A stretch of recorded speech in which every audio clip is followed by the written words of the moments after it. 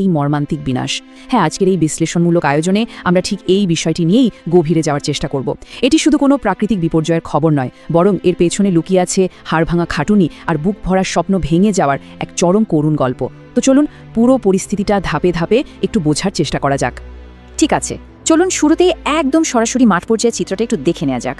শুনলে রীতিমতো গায়ে কাটা দেয়। একজন স্থানীয় কৃষক আক্ষেপ করে বলছিলেন, 50 কাঠা জমির ফসল সম্পূর্ণ নষ্ট হয়েছে, এক মুঠো ধানও ঘরে তুলতে পারলাম না। একটু চিন্তা করা যায় ব্যাপারটা।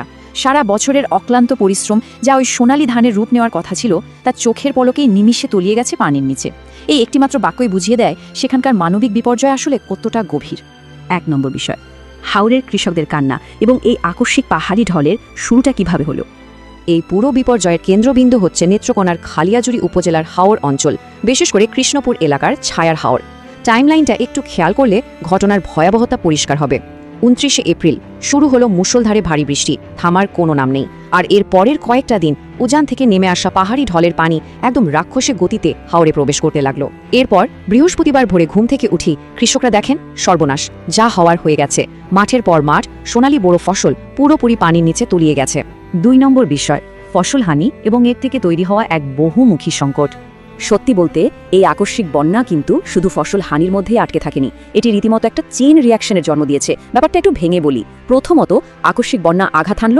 দ্বিতীয়ত, পরিস্থিতি আরও ঘোলাটে হলো তীব্র শ্রমিক সংকটের কারণে, মানে ধান যে কেটে ঘরে তুলবে সেই মানুষই নেই।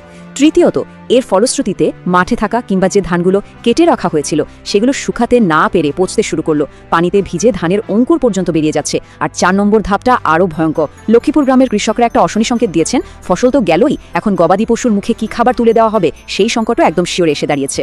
3 নম্বর বিষয়, ক্ষয়ক্ষতির চিত্র, সরকারি বনাম বেসরকারি হিসেবে তুলনামূলক পার্থক্য।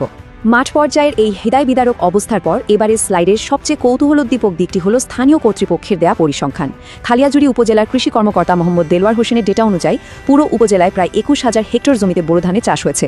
এর মধ্যে 51% ধান কাটা সম্ভব হয়েছে, 20% জমির ফসল ক্ষতিগ্রস্ত হয়েছে, আর বাকি 29% এখনও মাঠে বা অন্য অবস্থায় রয়েছে। অর্থাৎ খেয়াল করে দেখুন, সরকারিভাবে এই 20%কেই মূল ক্ষতি হিসেবে দেখানো হচ্ছে।